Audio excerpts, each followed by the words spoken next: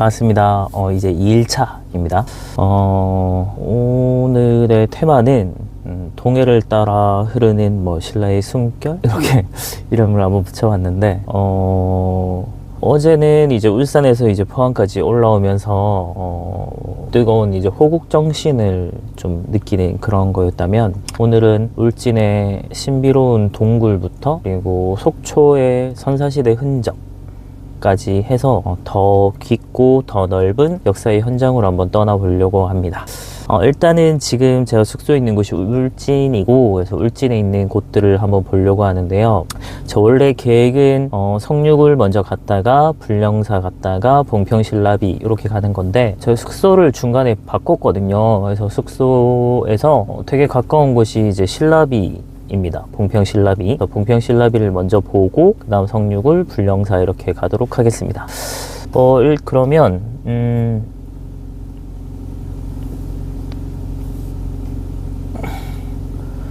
봉평신라비부터 한번 조금 설명을 드리면, 울진에서 제가 가장 중요하게 보려고 했던 건 바로 봉평신라비거든요. 그러니까 국보입니다. 국보이고, 봉평비에는 이제 신라가 지방 질서를 바로잡기 위해 내린 명령이 좀 적혀 있는데, 이를 통해서 이제 신라가 강력한 국가 체제로 발전했음을 좀 확인할 수 있고, 한 1500년 전에 이제 신라가 이 지역을 완전히 장악하고 법을 세웠음을 보여주는 증거가 되는 그런 유물인 거죠. 당시에 이제 형벌 제도랑 중앙집권화 과정을 엿볼 수 있는 아주 귀중한 텍스트가 되는 거라서 좀 볼 필요가 있을 것 같고요. 그 다음 사실 성류굴은 울진하면 여러 가지 온천도 있고 대게도 있고 이런 것들 유명한 것들 많지만, 성류굴이라고 하는 곳 되게 유명하거든요. 말 그대로 동굴입니다. 지하 금강이라고 불리는 곳인데, 한 2억 5천만 년 전에 세월이 이제 빚어낸 석회동굴이라고 보면 됩니다. 단순히 자연경관만 있는 건 아니고요. 엄청 오래된 곳이니까 동굴 벽면에 이제 신라시대 사람들이 남긴 명문들이 발견되면서 고대사 연구에 아주 중요한 또 키가 된 곳이기도 합니다. 그 신라 31대 신문왕의 아들 보천태자가 굴안에서 수도하는 사찰을 건립함에 이제 성인이 유했다, 물렀다 해서 이제 성유사로 호칭을 했다고 하고요. 암벽에 작은 구멍이 있다 해서 성유굴이라고 불렀다고도 합니다. 또 임진왜란 때는 주민 한 500여 명이 굴 속으로 피신해서 숨었는데, 안타깝게도 외병이 굴 입구를 막고 그래서 모두 굶어 죽었다는 그런 이야기가 전해지기도 합니다. 역시나 일본은 또 악행을 했죠. 그 다음 불령사를 한번 가볼 텐데요. 연못에 이제 부처님의 그림자가 비친다는 그런 뜻이고요. 불령, 부처님의 그림자. 천축산, 울진군 천축산에 있는 대한불교 조계종 제11교국 불국사의 말사입니다. 불국사가 여기까지 이어지는 거죠. 진덕여왕 5년, 그러니까 651년에 의상대사가 세운 사찰입니다. 불령사 계곡의 불령사 계곡과 그리고 사찰의 이제 고즈넉함이 되게 잘 어우러지는 굉장히 아름다운 곳이고요. 그리고 의상대사에 대한 좀 발자취를 좀 느껴볼 수 있는 그런 곳이기도 합니다. 일단 여기까지 하고 현장으로 가보도록 하겠습니다. 빨리 출발해야 될 것 같아요. 제가 갑니다. 지금 이제 신라 봉평비 전시관에 와 있는데요. 여기 오니까 모형비들이 다 모여져 있네요. 광개토대왕 등비도 보이고요. 진흥왕 순수비부터 해서 갖가지 비석들이 정말 많이 보입니다. 북간대첩비도 보이고요. 교과서에서 나오는 것들이 정말 많이 있는데, 그 중에 아주 굵직굵직한 것들을 한번 보면 좋을 것 같습니다. 이렇게 다 모형으로 다 제작을 해둔 것 같아요. 뭐죠? 이 비석 보는데 왜 좀 설레는 것 같은 이 느낌은 뭐지? 와, 좀 웅장한 느낌이 드는데, 이거는 무이사 성각대사 탑이라고 나와있고요. 다음에 우리 좀 중요하게 전 모든 게 다 중요하다고 생각을 하긴 하지만, 또 우리 교과서에서 다루는 것들이 있잖아요. 그것들을 한번 찾아보도록 하겠습니다. 저거 아마도 2차돈의 순교 비인 것 같은데, 네 맞네요. 2차돈의 순교비. 와, 중성리 신라비. 요것도 아주 가끔 나옵니다. 501년에 만든 신라 지증왕 때 만든 거고요. 글씨 꽤나 귀엽습니다. 그리고 북천교비.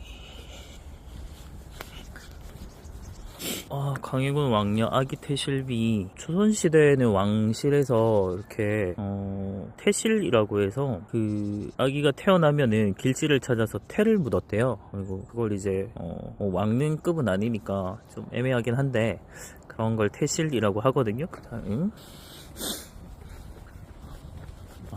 비석을 실제로 보면 어마어마합니다. 생각보다 엄청 크고요. 멋있네요. 요거 진흥왕 순수입니다. 제 신라 진흥왕 때 북한산, 그러니까 서울 한강유역을 차지한, 한강 이북 지역 차지한 걸 보여주는 아주 중요한 비석 중에 하나죠. 진흥왕 순수비, 북한산비라고도 합니다.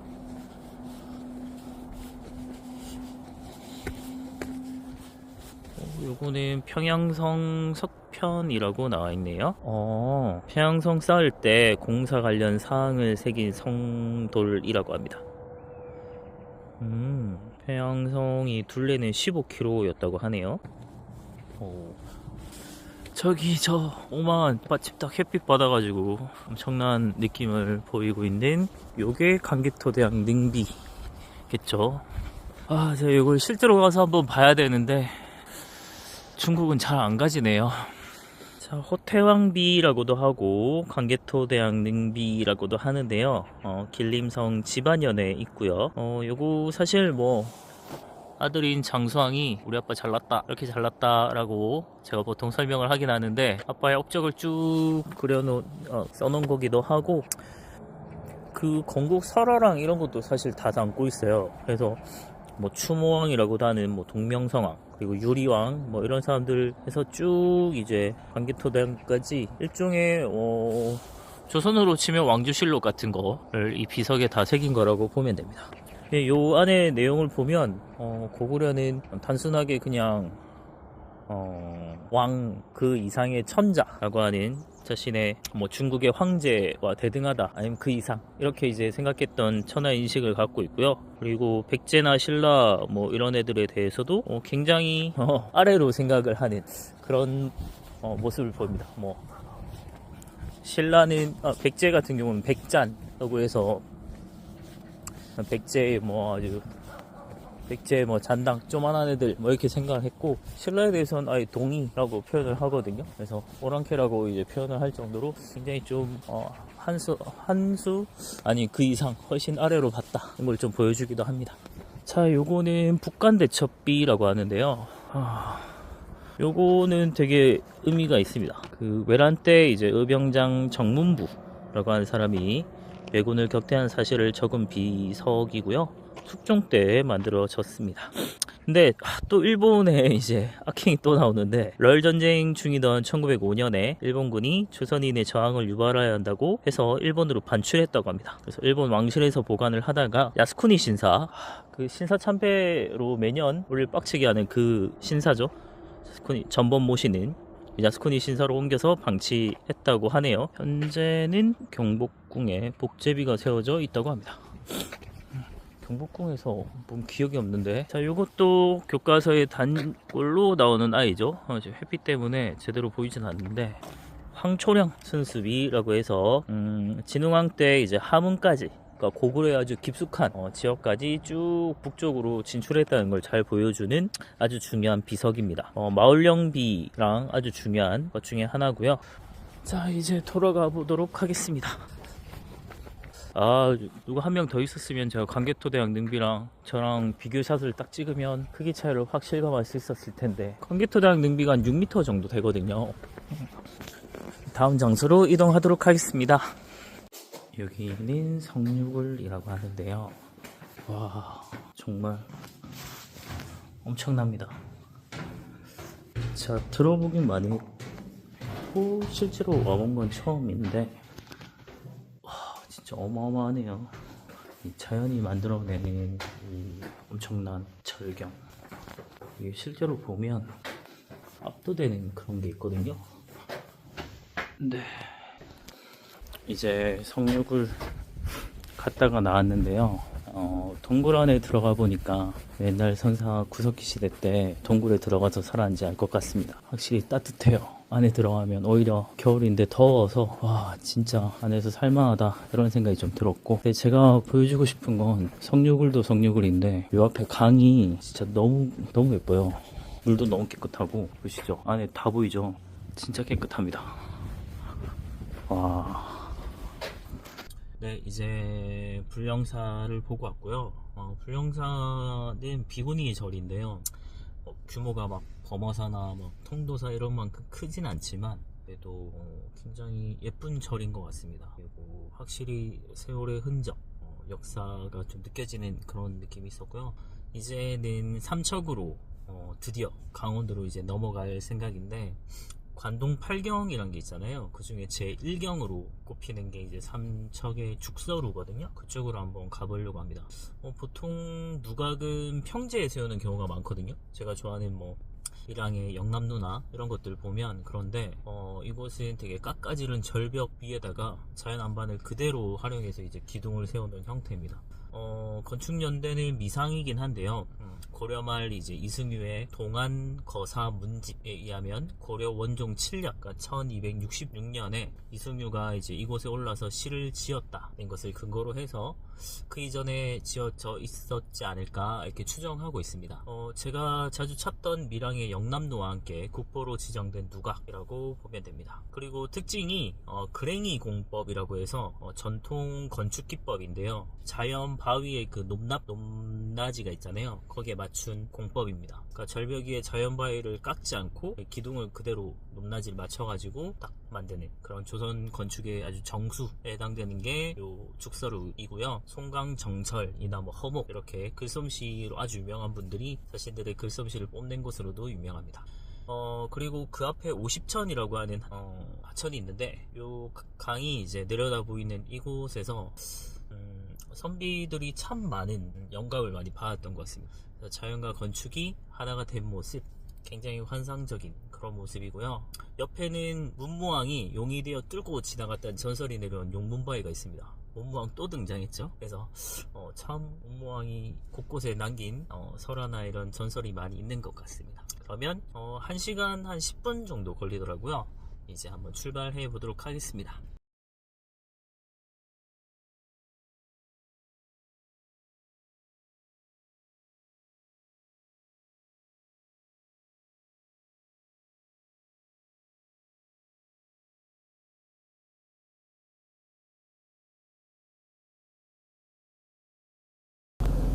네, 어느덧 3일차네요. 이제 마지막 날인데, 동해안 역사로드 3일차.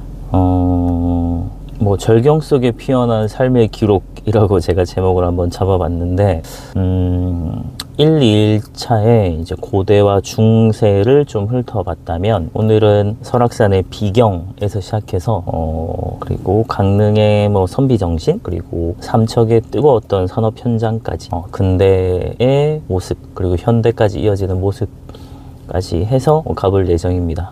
대장정의 마무리를 그렇게 한번 해볼까 하는데, 일단 지금 제가 갈 곳은 지금 제가 속초에서 머물렀기 때문에 속초에서 설악산의 건금성이라고 하는 곳을 한번 가볼 겁니다. 그 설악산 케이블카를 타고 올라가면 되는데 단순히 이제 전망대로 아시는 분들이 좀 있어요. 근데 요곳은 사실 고려시대 몽골의 침입을 막기 위해서 권시 그리고 금시, 김씨겠죠? 금시 두 장군이 하룻밤 만에 쌓았다는 전설이 내려오는 성벽입니다. 하룻밤 아니겠죠? 깎아지른 절벽 자체가 이제 천혜의 요새인 것이고, 우리나라는 70%가 이제 산지니까 구릉지, 그래서 그런 자연의 요새인 점을 활용을 해서 쌓은 성들이, 산성이 굉장히 많이 있습니다. 그래서 외적의 침입을 받았을 때 아주 효과적으로 막아내는 걸 볼 수 있죠. 자, 외적의 침입에 맞서서 험준한 산세에 이제 몸을 의지했던 조상들의 절박함, 그리고 강인함을 동시에 좀 느껴볼 수 있는 곳이고, 그리고 내려다보는 속초 시내랑 동해바다는 진짜 그야말로 절경이거든요. 그래서 그것도 한번 찍어서 한번 보여드릴 거고요. 그 다음에 이동할 곳은 바로 강릉입니다. 강릉은 뭐 풍류도 있고, 그리고 투쟁도 있고, 전 그런 컨셉으로 한번 잡아봤는데, 제가 강릉을 여러 번 가긴 했지만, 그래서 강릉에서는 경포대, 3.1 만세운동, 기념탑, 성교장, 이렇게 한번 갈 텐데, 그건 강릉으로 넘어가기 전에 다시 한번 설명을 하도록 하겠습니다. 일단, 건금성으로 케이블카를 타러 한번 가보겠습니다. 제가 지금 설악산 쪽에 갔다 왔는데 원래는 케이블카를 타고 올라가서 건금성을 봐야 됐거든요. 300m 우회전하세요. 근데 딱 주차장에서 내리자마자 바람이 정말 심상치 않다. 진짜 미친 듯이 부는구나 라는 걸 좀 느꼈고 설마 이 바람 때문에 싶었는데, 케이블카를 타러 가는 길에 아무리 봐도 케이블카가 한 대도 다니질 않는 거예요. 그래서 좀 싸한 느낌이 들었는데, 역시나 갔더니 강풍 때문에 운행을 안 하더라고요. 그래서 그냥 올라가는 길에 있던 신흥사라고 하는 절만 좀 보고 왔습니다. 그래서 제가 시간만 되면은 뭐 그냥 걸어서 올라갈까 이 생각도 좀 했거든요. 근데 설악산이 1708m예요. 그래서 여기 또 악산이라고 하는 산들은 되게 또 쉽지 않은 산들이거든요. 험하기로 좀 힘든 산이기 때문에 요거는 다시 오라는 계시구나 이런 생각이 좀 들었고, 그래서 지금은 이제 강풍으로 올라가지 못한 이 설악산의 아쉬움을 듬뿍 담아서 다음에 다시 와야겠다 라는 생각을 가지고 강릉으로 이동을 하고 있습니다.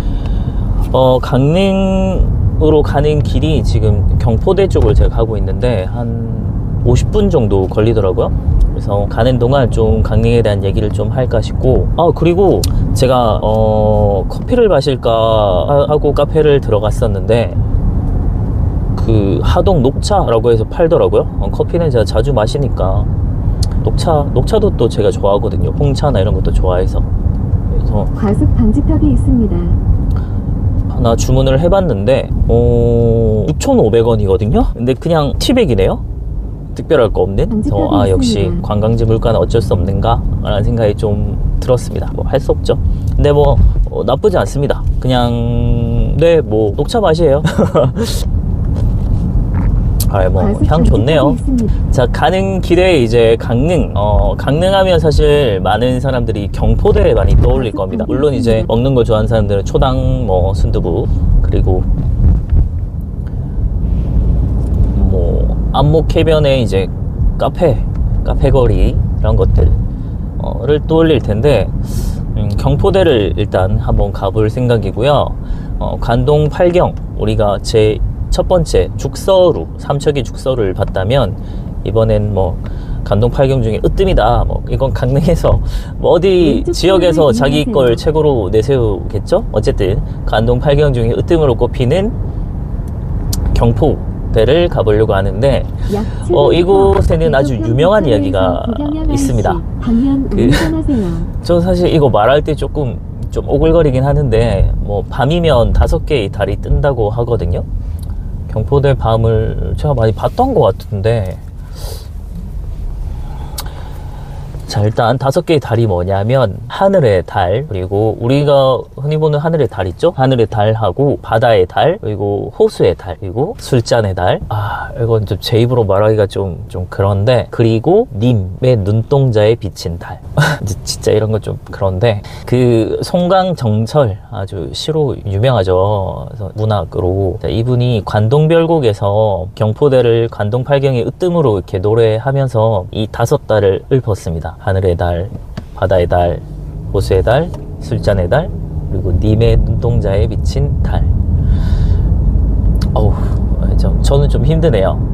선비들의 좀 낭만, 이런 감성, 이런 걸 좀 느낄 수 있는 건데, 저는 사실 좀 소름 돋습니다. 북양양 IC 방면 우회전하세요. 그 다음 경포대 보고 나서 요거는 그냥 잠시, 여기가 경포대이고요. 날이 좋네요. 다음 옆에 충원탑이 하나 있습니다. 네, 이제 선교장으로 들어왔는데 어른 1명 5,000원입니다. 입장료가 있어요. 여기는 원래는 연못이고, 저기 딱 바라보는 정자가 있는 거 같은데 지금 물이 없고요. 조선 사대부 품격이 느껴집니다. 현대식 건물이다 싶었는데 일리가 있어. 카페네요. 네, 이제 들어가는 입구인데 왠지 이런 거 딱 지나가면 이리 오너라 이런 거 한번 해보고 싶죠. 오, 엄청 크네요. 오, 아궁입니다. 가마솥. 저는 요런 시골 체험을 한 적이 없어가지고 이 아궁이 가마솥에 대한 좀 로망이 있거든요. 저 소뚜껑에 삼겹살 좀 구워 먹고 그런 좀 로망이 있는데 뭐든 하면 맛있을 것 같잖아요, 저게.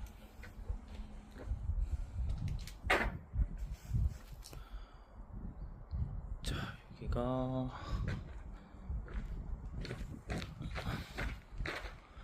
여기가 안채입니다. 1703년이네요.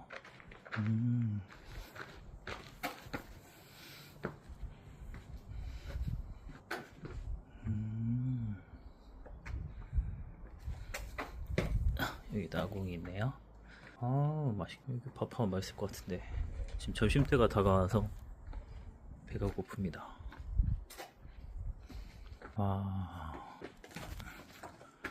자, 요게 디주라고 하죠. 이 디주에서 사도세자가 같이 죽었죠.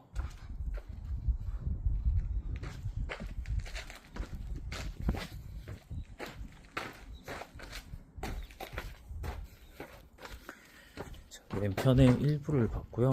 이제 오른편으로 한번 가보겠습니다.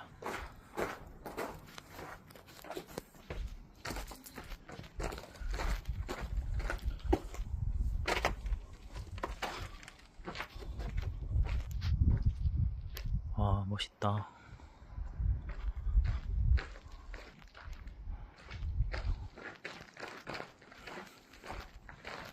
여기가 연지당이라고 합니다. 여기가 서별당. 예쁘다. 이 되게 짙은 나무색에 흰색이라긴 약간 아이보리? 밝은 아이보리 색인데 요 조합이 굉장히 색감이 예쁜 것 같습니다.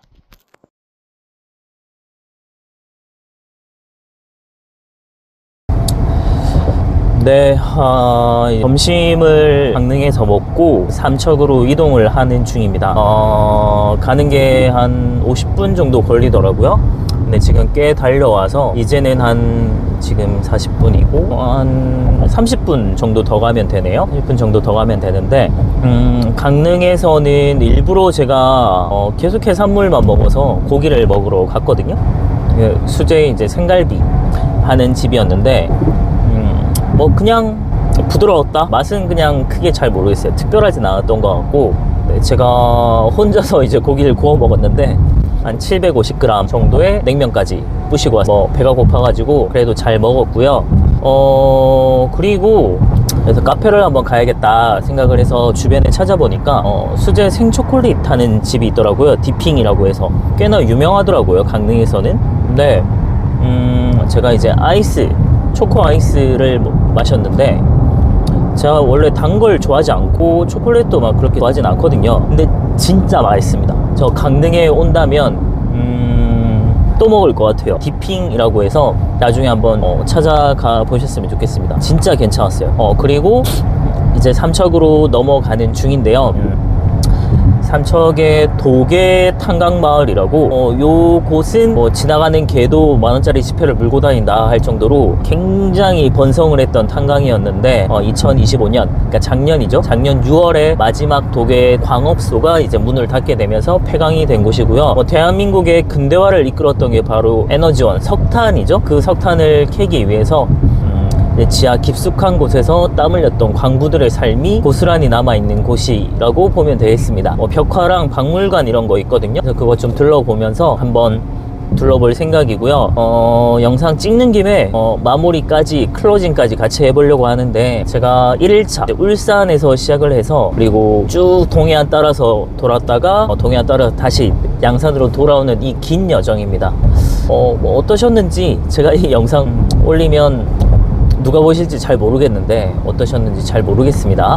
선사시대 안각화부터 시작을 해서 그리고 근대 탄광마을까지 우리가 딛고 있는 이 땅이 사실은 그 위에 그 자체로 굉장히 거대한 역사 교과서라고 볼 수 있고 층층이 겹겹이 쌓여있는 역사의 그냥 터전 그 자체거든요. 네, 이번 여행 영상이 여러분의 다음 여행에 작은 영감을 불러일으킬 수 있다면 저는 뭐 그걸로 만족할 수 있을 것 같습니다. 저는 이제 안전하게 탄광마을에 갔다가 집으로 돌아가도록 하겠습니다.